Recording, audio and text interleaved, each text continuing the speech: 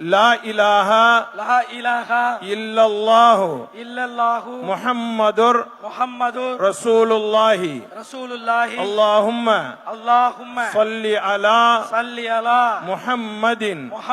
வ அலா ஆலி முஹம்மதின் வ பாரிக்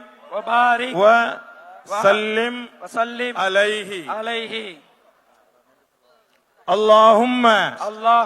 لك صمت وبك آمنت وعليك توكلت وعلى رزقك أفطرت فتقبل مني يا الله உனக்காகவே